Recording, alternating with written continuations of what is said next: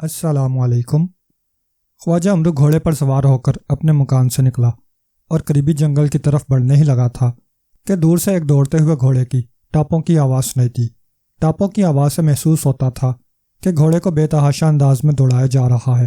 حالانکہ یہ آباد جگہ تھی، اس لیے امرو نے چونک کر اس طرف دیکھا جس طرف سے گھوڑے کی ٹاپوں کی آواز سنائی دے رہی تھی۔ سفید رنگ کا گھوڑا واقعی انتہائی تیز رفتاری سے دوڑتا ہوا آ رہا تھا۔ اس پر موجود آدمی کے جسم پر عجیب و غریب لباس دیکھ کر خواجہ امرو حیران ہو ہی رہا تھا کہ گھوڑا اس کے قریب آ کر رک گیا۔ خواجہ امرو کا مکان کس طرف ہے؟ گھوڑے پر بیٹھے ہوئے اجنبی آدمی نے خواجہ امرو سے پوچھا تو خواجہ امرو بے اختیار چونک پڑا۔ کیوں؟ تم کیوں پوچھ رہے ہو؟ کون ہو تم؟ کہاں سے آئے ہو؟ امرو نے بیک وقت اس سے کئی سوال پوچھ لیے۔ میں نے خواجہ امرو سے ملنا ہے۔ میں دور دراز کے ایک ملک قاچار سے آیا ہوں اور میں بادشاہ قاچار کا سفیر ہوں۔ اس اجنبی نے ایک ایک کر کے خواجہ امرو کے سب سوالوں کے جواب دے دیے۔ قاچار؟ یہ کون سا ملک ہے؟ میں نے تو اس کا نام کبھی نہیں سنا۔ خواجہ امرو نے حیران ہو کر کہا، جو میں پوچھ رہا ہوں اس کا جواب تو دو۔ میرے پاس وقت نہیں ہے، میں نے ابھی واپس جانا ہے۔ اس بار سفیر قاچار نے جلائے ہوئے لہجے میں کہا، سنو اجنبی سفیر، میرا نام خواجہ امرو ہے اور وہ سامنے میرا مکان ہے، لیکن اگر تم سفیر ہو تو تمہیں سردار امیر حمزہ سے ملنا چاہیے۔ مجھ سے ملنے کیوں آئے ہو؟ خواجہ امرو نے جواب دیا تو اجنبی کافی دیر تک حیرت بھری نظروں سے خواجہ امرو کو دیکھتا رہا، جیسے اسے یقین نہ آ رہا ہو کہ یہ دبلا پتلا سا آدمی خواجہ امرو ہو سکتا ہے۔ لیکن مجھے تو اس امرو سے ملنا ہے جو اپنی عیاری کی وجہ سے مشہور ہے، آخر کار سفیر قاچار نے کہا تو امرو بے اختیار ہنس پڑا۔ میں ہی ہوں امرو عیار زماں، شعلہ فشاں، برق تپاں اور موت جادوگراں۔ اگر تمہیں یقین نہ آئے تو بے شک لوگوں سے پوچھ لو، میرے علاوہ کسی کی ضرورت ہو سکتی ہے کہ وہ خواجہ امرو عیار بن سکے؟ امرو نے اپنے چڑی جیسے سینے کو فاخرانہ انداز میں پھیلانے کی کوشش کرتے ہوئے کہا، نہیں، میں تمہیں کیسے خواجہ امرو مان لوں؟ تم جیسا آدمی بھلا کس طرح بڑے بڑے جادوگروں کا مقابلہ کر سکتا ہے، بڑے بڑے طلسم ختم کر سکتا ہے؟ نہیں، تم وہ خواجہ امرو نہیں ہو، میں اور کسی سے پوچھ لیتا ہوں، سفیر قاچار نے کہا اور گھوڑا دوڑاتا ہوا آگے بڑھ گیا۔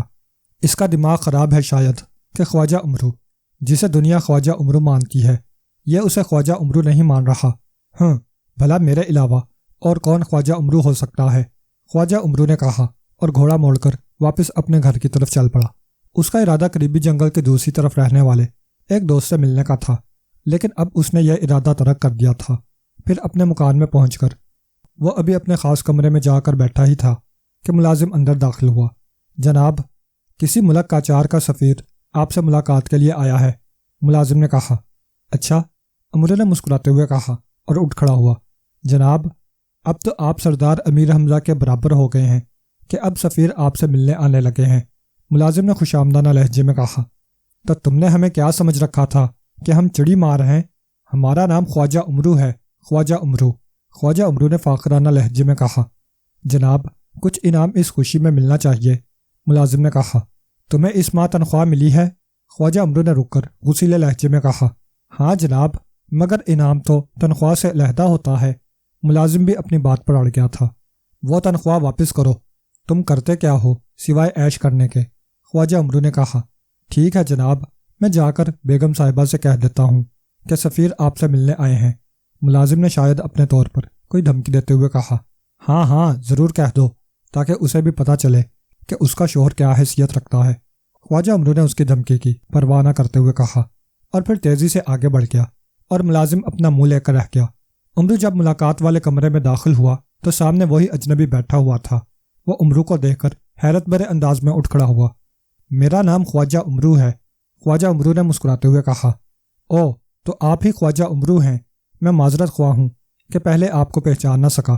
دراصل میرے ذہن میں تھا کہ آپ بڑے دیو ہیکل جسم کے مالک ہوں گے، آپ کی بڑی بڑی مونچھیں ہوں گی اور آپ کا چہرہ ہیبت ناک ہوگا کیونکہ آپ بڑے بڑے جادوگروں سے لڑتے ہیں، سفیر نے شرمندہ سے لہجے میں کہا۔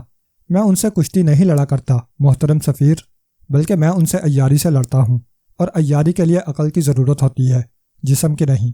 امرو نے کرسی پر بیٹھتے ہوئے کہا۔ آپ نے سچ کہا، سفیر نے کہا اور وہ بھی کرسی پر بیٹھ گیا۔ جناب، کیا پینے کے لیے کچھ مل جائے گا؟ میں بہت دور سے آ رہا ہوں اور مجھے شدید پیاس محسوس ہو رہی ہے، سفیر نے کہا تو امرو نے باہر موجود اپنے ملازم کو بلایا اور اسے سادہ پانی لانے کے لیے کہا۔ پہلے آپ بتائیں کہ آپ مجھ سے کیوں ملنے آئے ہیں؟ خواجہ عمرو نے کہا، مجھے قاجار کے بادشاہ نے بھیجا ہے، میں ان کا سفیر ہوں۔ سفیر نے کہا، وہ تو مجھے معلوم ہے، لیکن میں نے پہلے بھی تمہیں کہا تھا کہ اگر تم سفیر ہو تو تمہیں سردار امیر حمزہ سے ملنا چاہیے، سفیر تو سردار سے ملتے ہیں۔ عمرو نے کہا۔ اسی لمحے ملازم اندر آیا تو اس کے ہاتھ میں شربت کا جگ اور گلاس موجود تھا۔ میں نے سادہ پانی کہا تھا، تم شربت لے آئے ہو۔ عمرو نے غصیلے لہجے میں کہا، جناب، بیگم صاحبہ کا حکم ہے کہ مہمانوں کو شربت پلایا جائے۔ ملازم نے جواب دیا، یہ بیگم بھی فضول خرچی کی انتہا کر دیتی ہے۔ چلو ٹھیک ہے، پلاؤ شربت، اب میں کیا کر سکتا ہوں؟ خواجہ عمرو نے منہ بناتے ہوئے کہا، اور ملازم نے گلاس میں شربت ڈال کر سفیر کے سامنے رکھ دیا۔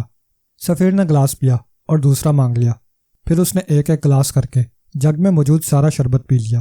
کیا تم میرے مکان پر آنے سے پہلے بازار جا کر اپنی پیاس نہ بجھا سکتے تھے؟ سارا شربت پی گئے ہو، اب اور مہمان آیا تو اور شربت بنانا پڑے گا، ورنہ میرا خیال تھا کہ چلو آئندہ ایک ہفتے تک اس شربت پر گزارا ہو جائے گا۔ خواجہ عمرو نے کہا تو سفیر بے اختیار ہنس پڑا۔ اب مجھے یقین آ گیا ہے کہ آپ واقعی اصل خواجہ عمرو ہیں، کیونکہ مجھے بتایا گیا ہے کہ خواجہ عمرو دنیا کا سب سے بڑا کنجوس ہے۔ سفیر نے کہا تو ملازم بے اختیار ہنس پڑا۔ میں کنجوس نہیں ہوں، اگر کنجوس ہوتا تو کیا تمہیں جگ شربت کا پلا دیتا، لیکن میں خواہ مخواہ دولت ضائع کرنے کا بھی قائل نہیں ہوں۔ بہرحال تم بتاؤ کہ کیسے آئے ہو؟ عمرو نے منہ بناتے ہوئے کہا۔ ملازم جگ اور گلاس لے کر واپس چلا گیا تھا۔ سفیر نے جیب سے ایک لفافہ نکالا، اس میں سے ایک تصویر نکالی اور عمرو کی طرف بڑھا دی۔ یہ تصویر دیکھیں خواجہ عمرو، سفیر نے کہا تو خواجہ عمرو نے تصویر لی اور اسے دیکھنے لگا۔ یہ ایک انتہائی خوبصورت لڑکی کی تصویر تھی، جس کے سر پر رنگ برنگی پگڑی نما تاج تھا اور پیشانی کی طرف پگڑی پر خوبصورت زیور بنا ہوا تھا۔ اس کے سرخ رنگ کے بال اس کے شانوں تک آ رہے تھے۔ وہ واقعی بے حد خوبصورت لڑکی تھی۔ یہ کس کی تصویر ہے؟ عمرو نے پوچھا۔ قاجار کی شہزادی نگینہ کی۔ کیا آپ کو پسند آئی ہے؟ سفیر قاجار نے مسکراتے ہوئے کہا۔ پسند آئی ہے کیا مطلب؟ خوبصورت لڑکی ہے، لیکن تم مجھے یہ تصویر کیوں دکھا رہے ہو؟ کیا ہوا ہے اسے؟ عمرو نے کہا، اسے کچھ نہیں ہوا خواجہ عمرو، البتہ بادشاہ قاجار کی خواہش ہے کہ شہزادی کی شادی آپ سے کر دی جائے اور ساتھ ہی ملک قاجار کی حکومت بھی آپ کو دے دی جائے اور آپ قاجار کے بادشاہ بن جائیں۔ سفیر نے مسکراتے ہوئے کہا تو عمرو بے اختیار اچھل پڑا۔ اس کے وہم و گمان میں بھی نہ تھا کہ سفیر ایسی بات کرے گا۔ اس کا خیال تھا کہ اس خوبصورت شہزادی کو کوئی جادوگر اٹھا کر لے گیا ہوگا اور سفیر اسے کہے گا کہ وہ اسے آزاد کرائے، لیکن سفیر نے ایک ایسی بات کہہ دی تھی جو خواجہ عمرو کے وہم و گمان میں بھی نہ تھی۔ کیا مطلب؟ بادشاہ ایسا کیوں چاہتے ہیں؟ کیا انہیں شہزادی کے لیے کوئی شوہر نہیں ملتا؟ عمرو نے حیران ہو کر کہا، شہزادی اس قدر خوبصورت اور نیک ہے کہ دور دراز کے ملکوں کے شہزادے اس سے شادی کے لیے بے چین ہیں، اور شہزادی چونکہ بادشاہ کی اکلوتی اولاد ہے، اس لیے شہزادی سے شادی کرنے کے بعد اس کا شوہر قاجار کا بادشاہ بن جائے گا۔ اور قاجار انتہائی طاقتور، وسیع اور سرسبز و شاداب ملک ہے، لیکن بادشاہ سلامت چاہتے ہیں کہ شہزادی کا شوہر ایسا آدمی ہو جو پوری دنیا میں مشہور ہو اور سب سے عقل مند ہو، اور آپ ان خصوصیات کے حامل ہیں۔ سفیر نے کہا، لیکن کیا شہزادی اس بات کو پسند کرے گی؟ عمرو نے کہا، شہزادی بھی رضامند ہے، وہ بھی آپ کی شہرت کے دل داتا ہے۔ سفیر نے کہا، لیکن میں شادی شدہ ہوں۔ عمرو نے کہا، تو کیا ہوا، مرد تو شادیاں کرتے رہتے ہیں، اس سے کیا فرق پڑتا ہے؟ آپ سوچیں کہ آپ بادشاہ بن جائیں گے۔ سفیر نے کہا، اگر ایسی بات ہے تو میں دل و جان سے تیار ہوں، لیکن اس کے لیے مجھے سردار امیر حمزہ کی اجازت لینی پڑے گی۔ عمرو نے کہا، اس کی فکر نہ کریں، سردار امیر حمزہ سے بادشاہ قاجار کی پہلے ہی بات چیت ہو چکی ہے، اسی لیے تو میں سیدھا آپ کے پاس آیا ہوں، لیکن اس کے لیے ایک شرط ہے، اور وہ شرط یہ ہے کہ آپ کو اپنی بہادری ثابت کرنی پڑے گی۔ سفیر نے کہا، بہادری ثابت کرنی پڑے گی؟ کیا مطلب؟ میں تمہاری بات نہیں سمجھا۔ عمرو نے حیران ہو کر کہا، شہزادی نگینہ کی پرستان کی شہزادی سے دوستی ہے، اور شہزادی پرستان نے اپنے ایک طاقتور دیو جس کا نام کوشام دیو ہے، شہزادی کی حفاظت کے لیے اسے دیا ہوا ہے۔ یہ انتہائی طاقتور، بہادر اور خوفناک دیو ہے، آپ کو اس دیو کو شکست دینا پڑے گی، اس کے بعد ہی شادی ہو سکتی ہے۔ سفیر نے کہا، یہ دیو جادوگر بھی ہے؟ عمرو نے پوچھا۔ نہیں، یہ عام دیو ہے، جادوگر نہیں ہے۔ سفیر نے کہا، ٹھیک ہے، میں تیار ہوں۔ عمرو نے کہا تو سفیر اٹھا، میں سردار امیر حمزہ سے مل لوں، پھر آپ سے ملاقات ہوگی۔ سفیر نے کہا، اور تیز تیز قدم اٹھاتا وہ کمرے سے باہر چلا گیا۔ البتہ تصویر ابھی تک امرو کے ہاتھ میں تھی اور اب وہ بڑی والہانہ نظروں سے شہزادی نگینہ کو دیکھ رہا تھا۔ واہ خواجہ امرو، تم واقعی بے حد خوش قسمت ہو، شہزادی میں ملے گی اور قاچار کا تخت بھی اور سارا خزانہ بھی۔ واہ خواجہ امرو نے مسرت بھرے لہجے میں بڑبڑاتے ہوئے کہا، لیکن اسی لمحے دروازہ ایک دھماکے سے کھلا اور اس سے پہلے کہ امرو کچھ سمجھتا، اچانک امرو کے سر پر 2 تھپڑ پڑے اور امرو چیختا ہوا اچھل کر کرسی سمیت نیچے فرش پر جا گرا۔ تمہاری یہ جرت کہ تم شہزادیوں سے شادی کرو، میں آج تمہاری ایک ایک ہڈی توڑ دوں گی، امرو کی بیوی چاند ستارہ نے غصے کی شدت سے دھاڑتے ہوئے کہا، اور پھر اس سے پہلے کہ امرو اٹھتا اس نے خود ہی جھک کر اس کی گردن پکڑی اور امرو کو اس طرح ہوا میں اٹھا لیا جیسے امرو کاغذ کا بنا ہوا ہو۔ امرو کی حالت گردن پر دباؤ پڑنے کی وجہ سے انتہائی غیر ہو رہی تھی۔ میں تو نہیں کر رہا، امرو نے بھنچے بھنچے لہجے میں کہا، قسم کھاؤ ورنہ تمہاری یہ دھاگے جیسی گردن ابھی توڑ دوں گی، چاند ستارہ نے اور زیادہ غصیلے لہجے میں کہا، اور امرو نے فوراً ہی بھنچی بھنچی آواز میں قسم اٹھا لی تو چاند ستارہ نے اسے کرسی پر پٹک دیا اور میز پر گر جانے والی شہزادی کی تصویر اٹھا کر اس نے اسے پرزے پرزے کر کے ایک طرف پھینک دیا۔ سنو، اب اگر تم میری اجازت کے بغیر باہر گئے تو تمہاری ہڈی پسلی ایک کر دوں گی، اور وہ سفیر بھی اب یہاں نہیں آئے گا، میں نے تمام ملازموں کو کہہ دیا ہے، چاند ستارہ نے غصیلے لہجے میں کہا اور تیزی سے واپس مڑ گئی۔ امرو کی حالت خراب ہو رہی تھی، وہ مسلسل دونوں ہاتھوں سے اپنی گردن مسل رہا تھا۔ اسے معلوم تھا کہ کسی ملازم نے چاند ستارہ کو مخبری کی ہے، لیکن اسے یہ بھی معلوم تھا کہ اگر اس نے ملازم کو سرزنش کی تو چاند ستارہ کو پھر اطلاع مل جائے گی، اور اس بار اگر اسے غصہ آ گیا تو پھر معاملہ قسم پر نہیں ٹلے گا۔ اس لیے وہ خاموشی سے اٹھا اور مایوسانہ انداز میں چلتا ہوا ملاقات والے کمرے سے نکل کر اپنے کمرے کی طرف بڑھ گیا۔ ویسے وہ دل ہی دل میں پیچ و تاب کھا رہا تھا کہ بادشاہ بننے کا ایک شاندار موقع ہاتھ سے نکل گیا، لیکن ابھی وہ کمرے میں بیٹھا یہ سوچ رہا تھا کہ اب کیا کرے کہ ملازم اندر داخل ہوا۔ آپ کو سردار امیر حمزہ نے فوری یاد فرمایا ہے، ان کا خاص ملازم چاؤش آپ کو لینے کے لیے آیا ہوا ہے، ملازم نے اندر داخل ہو کر مؤدبانہ لہجے میں کہا۔ لیکن وہ بیگم صاحبہ، ان کا کیا ہوگا؟ امرو نے کہا، ان کو میں نے پہلے جا کر اطلاع دی ہے، انہوں نے آپ کو سردار امیر حمزہ کے پاس جانے کی اجازت دے دی ہے، لیکن ساتھ ہی کہہ دیا ہے کہ اگر آپ شہر سے باہر گئے تو پھر انہیں غصہ آ جائے گا۔ ملازم نے جواب دیا، غصہ آ جائے گا، جیسے میں اس سے ڈرتا ہوں، یہ تو میں بس لحاظ کر جاتا ہوں کہ آخر وہ عورت ہے اور میں مرد، اب میں عورت پر ہاتھ اٹھاتا اچھا تو نہیں لگتا، ورنہ امرو نے ملازم کے سامنے اپنی مردانگی کا اظہار کرتے ہوئے کہا، اور ملازم بے اختیار مسکرا دیا۔ گو امرو نے اسے مسکراتے ہوئے دیکھ لیا تھا، لیکن اس نے چشم پوشی کی اور خاموشی سے کمرے سے نکل کر بیرونی دروازے کی طرف بڑھ گیا۔ تھوڑی دیر بعد وہ سردار امیر حمزہ کے خاص خیمے میں داخل ہوا تو اس نے سفیر قاچار کو وہاں بیٹھے ہوئے دیکھا۔ سردار امیر حمزہ بھی اپنی خاص کرسی پر بیٹھے ہوئے تھے۔ امرو نے بڑے مؤدبانہ انداز میں سلام کیا، آؤ خواجہ امرو بیٹھو، ان سے تمہارا تعارف ہو چکا ہے اور انہوں نے مجھے ساری بات بتا دی ہے۔ بادشاہ قاچار ہمارے دوست ہیں، اس لیے ہم چاہتے ہیں کہ تم یہ کام کر ڈالو۔ سردار امیر حمزہ نے مسکراتے ہوئے کہا، آپ کا حکم سر آنکھوں پر، لیکن میں یہ کام نہیں کر سکتا۔ امرو نے سر نیچے کرتے ہوئے کہا، کیا مطلب، کیا تم انکار کر رہے ہو؟ سردار امیر حمزہ نے غصیلے لہجے میں کہا، سردار میں مجبور ہوں۔ امرو نے کہا، کیا مجبوری ہے تمہیں، ہمیں بتاؤ۔ سردار امیر حمزہ کا غصہ مزید بڑھ گیا تھا۔ سردار، میری بیوی چاند ستارہ کو پتہ چل گیا ہے اور اس نے مجھے دھمکی دی ہے کہ اگر میں نے ایسا کیا تو وہ مجھے سزا دے گی۔ میں اسے ڈرتا تو نہیں ہوں، لیکن آپ جانتے ہیں کہ بہرحال بیوی کا شوہر پر حق تو ہوتا ہے۔ امرو نے منہ نیچے کرتے ہوئے کہا، لیکن آج سے پہلے تو اس نے تمہیں مہمات سر کرنے سے منع نہیں کیا تھا، اب کیا ہو گیا ہے، اور پھر وہ اس کام میں مداخلت کیوں کر رہی ہے؟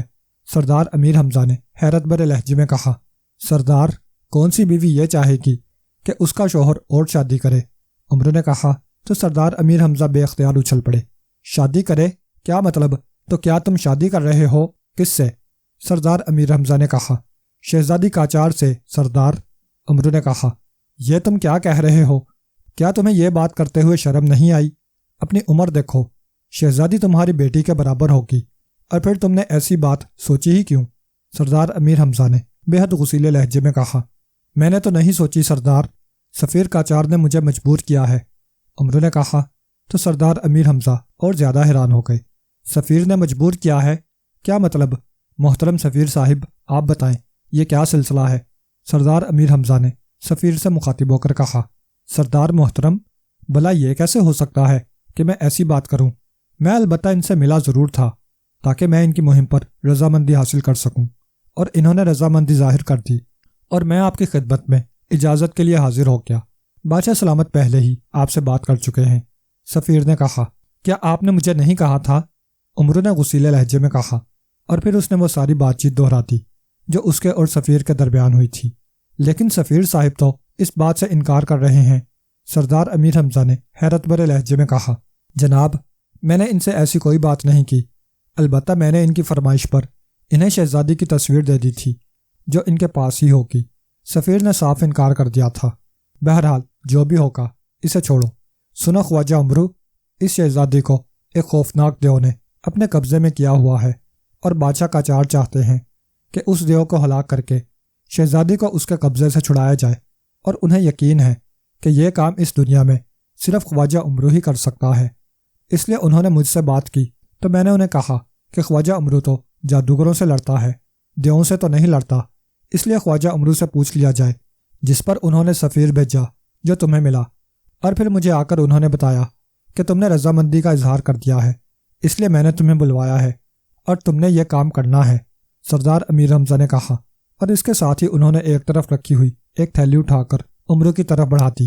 یہ تھیلی قیمتی جواہرات سے بھری ہوئی ہے، یہ تمہارا پیشگی انعام ہے جو بادشاہ قاجار نے بھجوایا ہے۔ اس کے ساتھ ہی انہوں نے وعدہ کیا ہے کہ وہ مہم کی کامیابی پر تمہیں اس جیسی 100 تھیلیاں اور دیں گے، اور یہ ہماری طرف سے تمہارا انعام۔ سردار امیر حمزہ نے تھیلی عمرو کو دے کر گلے سے قیمتی موتیوں کا ہار اتارا اور عمرو کی طرف بڑھا دیا۔ عمرو کا چہرہ خوشی سے چمک اٹھا۔ اس نے جلدی سے اٹھ کر سردار امیر حمزہ کو سلام کیا اور پھر دونوں چیزیں لے کر اپنی زنبیل میں ڈال لیں۔ لیکن تم وعدہ کرو کہ تم یہ مہم سر انجام دو گے، سردار امیر حمزہ نے کہا۔ جناب، میرا وعدہ، عمرو نے فوراً ہی وعدہ کرتے ہوئے کہا تو سردار امیر حمزہ نے اطمینان بھرے انداز میں سر ہلا دیا۔ سفیر محترم، اب آپ جا سکتے ہیں، خواجہ عمرو خود ہی وہاں پہنچ جائے گا، سردار امیر حمزہ نے کہا تو سفیر اٹھا۔ اس نے سردار امیر حمزہ کو سلام کیا اور خیمے سے باہر چلا گیا۔ ہمیں یقین ہے کہ تم ویسے بھی جھوٹ نہیں بولتے، اور کم از کم ہمارے سامنے جھوٹ بولنے کی جرت نہیں کر سکتے، اس لیے سفیر نے جھوٹ بولا ہے۔ لیکن چونکہ وہ سفیر تھا اس لیے ہم نے اسے کچھ نہیں کہا۔ لیکن سفیر نے ایسی بات کیوں کی ہوگی؟ سردار امیر حمزہ نے کہا۔ آپ اجازت دیں تو میں بولنے والی گڑیا سے آپ کے سامنے پوچھ لوں، وہی بتا سکتی ہے، عمرو نے کہا۔ ہاں پوچھو، میں اس راز کو جاننا چاہتا ہوں، سردار امیر حمزہ نے اجازت دیتے ہوئے کہا تو عمرو نے زنبیل میں سے بولنے والی گڑیا نکال لی اور اس کے سر پر انگوٹھا رکھ کر دبایا تو گڑیا کی آنکھیں زندہ انسانوں جیسی ہو گئیں۔ بولنے والی گڑیا، مجھے بتاؤ کہ قاجار کے سفیر نے میرے گھر آ کر مجھے قاجار شہزادی سے شادی کرنے اور قاجار کا بادشاہ بن جانے کی بات کیوں کی تھی، جبکہ سردار امیر حمزہ کے سامنے وہ صاف مکر گیا تھا؟ عمرو نے بولنے والی گڑیا سے مخاطب ہو کر کہا۔ خواجہ عمرو کو بتایا جاتا ہے کہ بادشاہ قاجار واقعی اپنی لڑکی کی شادی تم سے کرنا چاہتا ہے، اور سفیر نے جو کچھ کہا ہے وہ درست ہے، لیکن وہ سردار امیر حمزہ کے سامنے اس لیے مکر گیا تھا کہ اس صورت میں سردار امیر حمزہ تمہیں اس مہم پر جانے کی اجازت نہ دے سکتے تھے، کیونکہ تم قاجار کے بادشاہ بن جاتے اور پھر تم جادوگروں سے نہ لڑتے۔ لیکن ان کا ارادہ یہی ہے کہ جب تم اس مہم پر کامیاب ہو جاؤ گے تو پھر تمہاری شادی شہزادی قاجار سے کر کے تمہیں قاجار کا بادشاہ بنا دیا جائے گا۔ ایسی صورت میں ظاہر ہے سردار امیر حمزہ کچھ نہ کر سکیں گے۔ بولنے والی گڑیا نے جواب دیا تو سردار امیر حمزہ کے چہرے پر انتہائی حیرت کے تاثرات ابھر آئے۔ کیوں؟ وہ ایسا کیوں چاہتے ہیں؟ اس کی کیا وجہ؟ عمرو نے خود ہی وہ سوال کر دیا جو شاید سردار امیر حمزہ معلوم کرنا چاہتے تھے۔ خواجہ عمرو کو بتایا جاتا ہے کہ قاجار کے شاہی نجومی نے بادشاہ کو بتایا ہے کہ اگر قاجار کی شہزادی نگینا کی شادی کسی ایسے آدمی سے نہ کی گئی جس نے 100 جادوگروں کو ہلاک کیا ہوا ہو تو شہزادی قاجار شادی کے روز ہی ہلاک ہو جائے گی۔ اس لیے بادشاہ قاجار نے مجبوراً یہ فیصلہ کیا ہے تاکہ ان کی بیٹی کی زندگی بچ جائے۔ بولنے والی گڑیا نے جواب دیا۔ لیکن کیا یہ بات سچ ہے یا اس نجومی نے جھوٹ بولا ہے؟ خواجہ عمرو نے پوچھا۔ یہ بات سچ نہیں ہے، شاہی نجومی سے حساب میں غلطی ہو گئی ہے، اس لیے اس نے یہ فیصلہ سنا دیا ہے، بولنے والی گڑیا نے جواب دیتے ہوئے کہا، اور پھر عمرو نے اس کے سر سے انگوٹھا ہٹایا اور پھر اسے واپس زنبیل میں ڈال دیا۔ آپ نے سن لیا سردار، آپ پہلے بادشاہ قاجار کو یہ یقین دلا دیں کہ ان کے شاہی نجومی کا حساب غلط ہے۔ عمرو نے کہا، ٹھیک ہے، ہم انہیں سفیر کے ذریعے خط بھجوا دیں گے۔ سردار امیر حمزہ نے کہا، جناب ایک گزارش اور ہے کہ آپ میری بیوی چاند ستارہ کو بھی بتا دیں کہ میرا اس شہزادی سے شادی کرنے کا کوئی ارادہ نہیں ہے، ورنہ وہ میری اور اپنی جان ایک کر دے گی۔ اسے جب غصہ آ جاتا ہے تو پھر وہ پاگل ہو جاتی ہے۔ عمرو نے کہا تو سردار امیر حمزہ بے اختیار ہنس پڑے۔ ٹھیک ہے، ہم اسے کہلوا دیں گے، تم اب جاؤ اور اس مہم کو سر کرو۔ سردار امیر حمزہ نے کہا تو عمرو اٹھا۔ اس نے بڑے مؤدبانہ انداز میں سلام کیا اور پھر مڑ کر خیمے سے باہر نکل آیا، لیکن وہ دل ہی دل میں اپنی بیوی کو کوس رہا تھا کہ اس کی وجہ سے اس کی شادی اس خوبصورت شہزادی سے نہیں ہو رہی، ورنہ حقیقتاً اس کا دل چاہ رہا تھا کہ وہ شہزادی سے شادی بھی کرے اور ملک قاجار کا بادشاہ بھی بن جائے، لیکن ظاہر ہے اب ایسا نہ ہو سکتا تھا۔ بہرحال چونکہ اس نے پیشگی انعام بھی لے لیا تھا اور وعدہ بھی کر لیا تھا، اس لیے اب اسے اس شہزادی کو اس خوفناک دیو سے بچانا تھا۔ وہ گھر میں اپنے کمرے میں آیا، اس نے لباس تبدیل کیا اور پھر اس وقت تک انتظار کرتا رہا جب تک کہ سردار امیر حمزہ کی خاص کنیز نے آ کر اس کی بیوی چاند ستارہ کو سردار امیر حمزہ کا پیغام نہیں دے دیا۔ پھر جب چاند ستارہ نے اسے کہلوا بھیجا کہ وہ سردار امیر حمزہ کے کام کی خاطر شہر سے باہر جا سکتا ہے تو وہ اٹھا اور مکان سے نکل کر قریب جنگل کی طرف بڑھ گیا۔ جنگل میں پہنچ کر اس نے زنبیل میں سے بولنے والی گڑیا نکال لی اور اس کے سر پر انگوٹھا رکھ کر اس نے اسے دبایا تو بولنے والی گڑیا کی آنکھیں زندہ ہو گئیں۔ بولنے والی گڑیا، مجھے بتاؤ کہ یہ خوفناک دیو کون ہے اور میں اسے کیسے شکست دے سکتا ہوں؟ عمرو نے کہا، کوشام دیو بے حد طاقتور اور عقلمند دیو ہے۔ وہ شہزادی قاجار کا محافظ دیو ہے، لیکن اس کی وجہ سے شہزادی قاجار کی شادی کسی سے نہیں ہو سکتی، کیونکہ کاشام دیو پسند نہیں کرتا کہ شہزادی کی شادی کسی اور سے ہو جائے۔ بادشاہ قاجار نے جب پرستان کے بادشاہ کو پیغام دیا کہ وہ اس محافظ دیو کو واپس بلوا لیں تو انہوں نے یہ کہہ کر انکار کر دیا کہ انہوں نے اس کوشام دیو کو بھیجتے وقت اس سے عہد لیا تھا کہ جب تک شہزادی زندہ ہے وہ اس کی حفاظت کرے گا، اس لیے وہ اب اپنے عہد کے خلاف کوشام دیو کو واپس نہیں بلوا سکتے۔ اس لیے بادشاہ قاجار نے فیصلہ کیا ہے کہ اسے تمہارے ہاتھوں ہلاک کرا دیں۔ بولنے والی گڑیا نے جواب دیتے ہوئے کہا، لیکن میں اسے کیسے ہلاک کر سکتا ہوں یہ بتاؤ؟ عمرو نے پوچھا، تم اسے طاقت سے نہیں صرف عیاری سے ہلاک کر سکتے ہو۔ البتہ یہ بتا دوں کہ اس کی موت اس وقت آ سکتی ہے جب اس کے دائیں کان میں موجود طلائی کڑے کو تلوار کے ایک ہی وار سے نہ کاٹ دیا جائے، اور اس کے بعد اس کے جسم پر تلوار اثر کر سکتی ہے، لیکن یہ خیال رہے کہ اگر اس کا داؤ چل گیا تو وہ صرف پھونک مار کر تمہیں ہلاک کر سکتا ہے۔ اس لیے تمہیں انتہائی عیاری سے اس طرح کام لینا پڑے گا کہ اس کے کان میں موجود کڑا بھی کٹ جائے اور اس کے بعد بھی تمہیں اس پر وار کرنے کا موقع مل جائے۔ بولنے والی گڑیا نے کہا، لیکن میرے جسم میں تو اتنی طاقت نہیں ہے کہ میں تلوار سے طاقتور دیو کو ہلاک کر سکوں۔ عمرو نے کہا، ہاں، اس کے لیے تمہیں ایک کام کرنا ہوگا کہ سرخ خرگوش کو پکڑ کر اس کا گوشت پکا کر کھانا پڑے گا، اور یہ بھی بتا دوں کہ سرخ خرگوش نایاب ہوتا ہے، اس لیے وہ کہیں سے نہیں مل سکتا۔ البتہ قاجار کے بڑے جنگل میں ایک سرخ خرگوش موجود ہے، تم بادشاہ قاجار سے کہہ دینا، وہ اپنے شکاریوں کی مدد سے اسے پکڑوا لیں گے۔ بولنے والی گڑیا نے کہا، اور اس کے ساتھ ہی اس کی آنکھیں بے نور ہو گئیں۔ عمرو سمجھ گیا کہ بولنے والی گڑیا اب مزید کچھ نہیں بتا سکتی، اس لیے اس نے اسے زنبیل میں ڈالا۔ پھر اپنے پیروں میں موجود جوتیاں اتار کر اس نے زنبیل میں ڈال لی اور زنبیل میں سے سنہری چپلیں نکال کر پہن لیں۔ سنہری چپلوں، مجھے قاجار بادشاہ کے محل کے سامنے پہنچا دو۔ عمرو نے آنکھیں بند کرتے ہوئے کہا تو دوسرے لمحے اس کے پیروں تلے سے زمین غائب ہو گئی۔ پھر جب اسے احساس ہوا کہ وہ زمین پر کھڑا ہے تو اس نے آنکھیں کھول دی۔ اب اس کے سامنے واقعی ایک شاندار اور خوبصورت محل موجود تھا۔ عمرو نے سنہری چپلیں اتار کر واپس زنبیل میں ڈال لی اور اپنی جوتیاں نکال کر پہن لی اور پھر محل کی طرف بڑھ گیا۔ جب بادشاہ کو اس کی آمد کا علم ہوا تو بادشاہ نے فوراً اسے بلوا لیا۔ خوش آمدید خواجہ عمرو، بادشاہ نے خواجہ عمرو کا استقبال کرتے ہوئے کہا۔ بادشاہ سلامت، سردار امیر حمزہ کا خط آپ کو مل جائے گا۔ آپ کے شاہی نجومی سے حساب غلط ہو گیا ہے، اس لیے اس نے آپ کو بتایا ہے کہ اگر شہزادی کی شادی کسی ایسے آدمی سے نہ کی گئی جس نے 100 جادوگروں کو ہلاک کیا ہو تو شہزادی ہلاک ہو جائے گی۔ ایسی کوئی بات نہیں۔ عمرو نے کہا تو بادشاہ بے حد خوش ہوا۔ او اگر ایسا ہے تو پھر ٹھیک ہے، حساب میں غلطی تو ممکن ہو سکتی ہے، لیکن اصل مسئلہ اس خوفناک دیو کی ہلاکت ہے۔ اس کی ہلاکت کے بغیر ظاہر ہے شہزادی کی شادی ہی ممکن نہیں ہے۔ بادشاہ نے کہا، یہ کام میں کر لوں گا، اس کی آپ فکر نہ کریں، آپ میرا انعام تیار رکھیں۔ عمرو نے کہا تو بادشاہ بے اختیار ہنس پڑا۔ وہ تیار ہے، بلکہ اب تو میں وعدے سے بھی 2 گنا انعام دوں گا۔ بادشاہ نے کہا تو عمرو نے اس کا شکریہ ادا کیا۔ بادشاہ سلامت، ایک کام آپ کو کرنا ہوگا۔ کاچار کے سب سے بڑے جنگل میں ایک سرخ رنگ کا خرگوش موجود ہے۔ آپ اپنے شکاریوں کو حکم دیں کہ وہ اسے تلاش کر کے پکڑیں، پھر آپ اسے ذبح کرا کر اس کا گوشت پکائیں۔ جب تک میں یہ گوشت نہ کھا لوں گا اس وقت تک اس دیو کا مقابلہ نہیں کر سکتا، لیکن اس کا پتہ آپ کے اور میرے علاوہ اور کسی کو نہیں ہونا چاہیے۔ عمرو نے کہا اس کی فکر مت کرو، یہ کام ہو جائے گا۔ بادشاہ نے جواب دیا پھر آپ یہ بتا دیں کہ یہ دیو کہاں رہتا ہے؟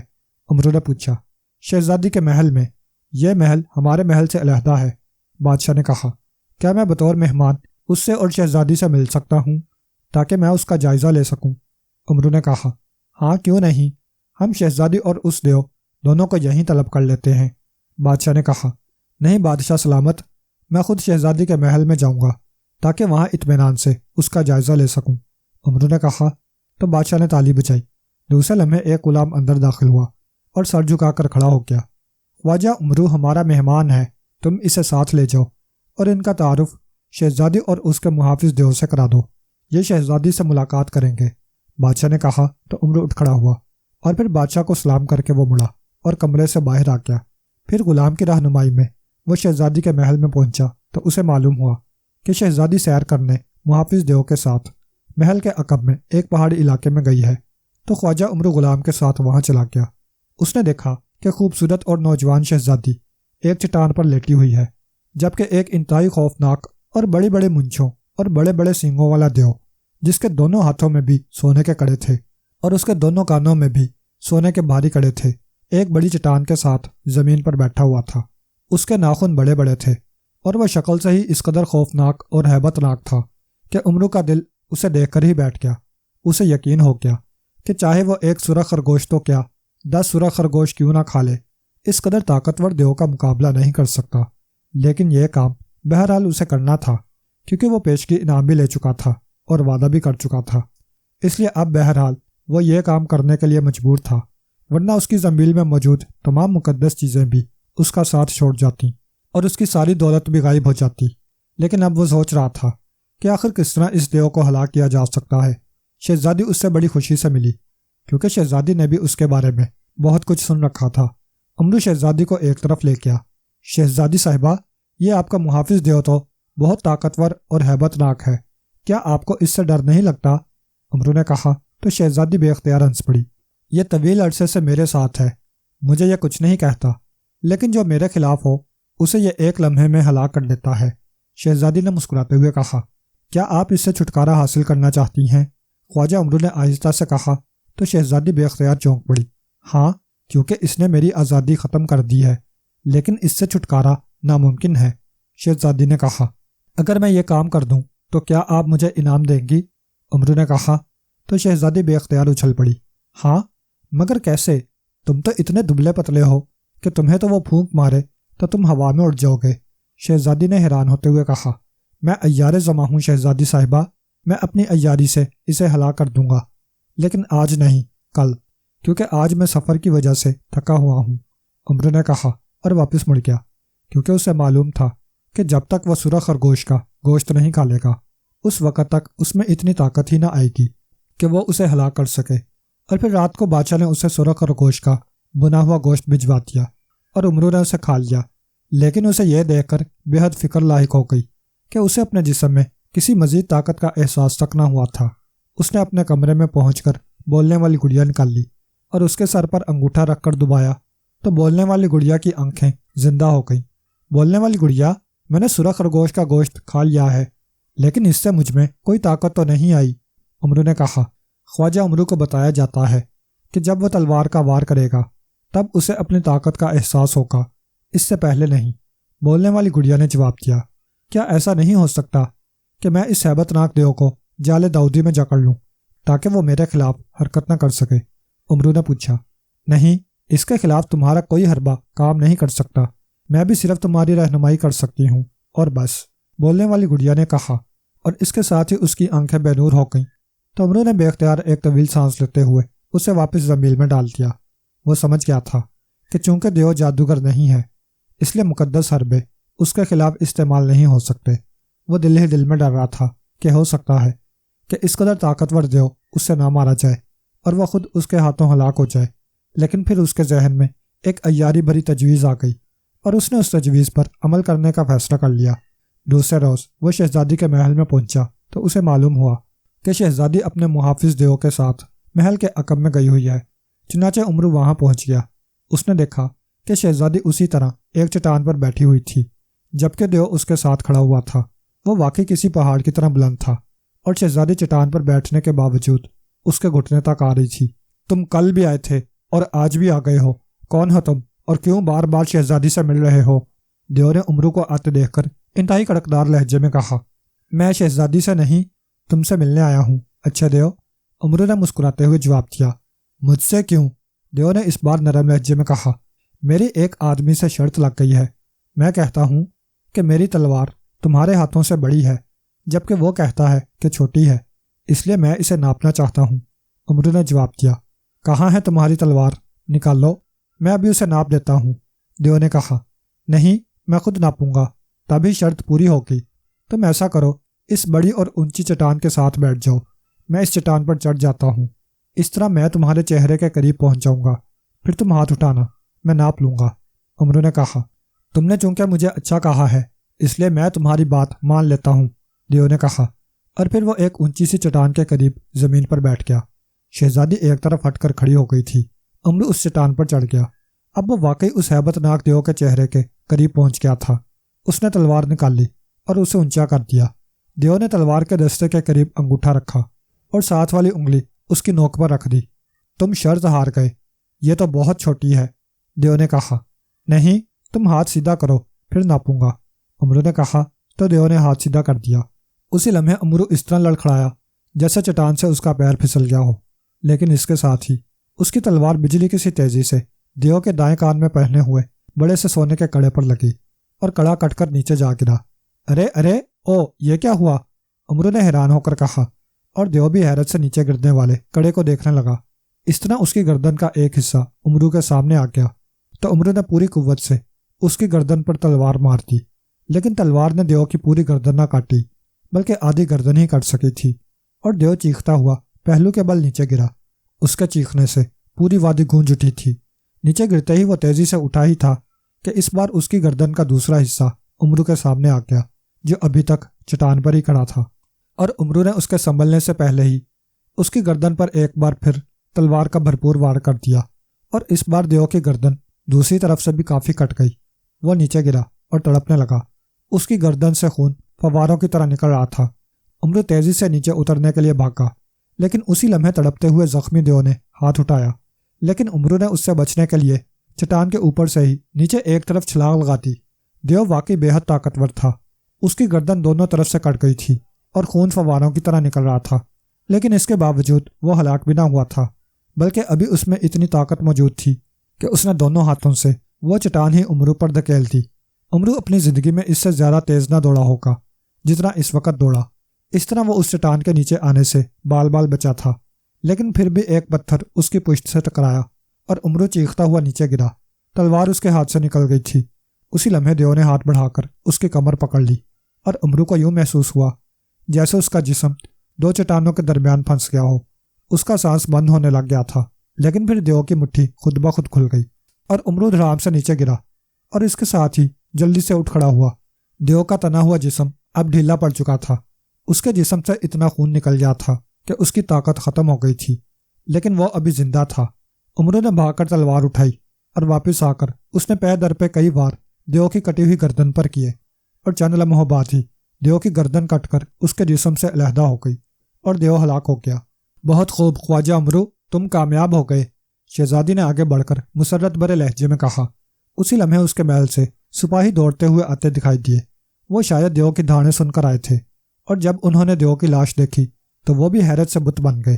شہزادی امرو کو ساتھ لے کر اپنے محل میں آ گئی۔ وہ خوش تھی کہ اب دیو کے ہلاک ہو جانے کے بعد وہ آزاد ہو گئی ہے، اور اب اس نے واقعی امرو کو دل کھول کر انعام دیا۔ جب بادشاہ کو علم ہوا تو اس نے بھی امرو کو انعام دیا، اور امرو اس قدر انعام ملنے پر بے حد خوش ہوا۔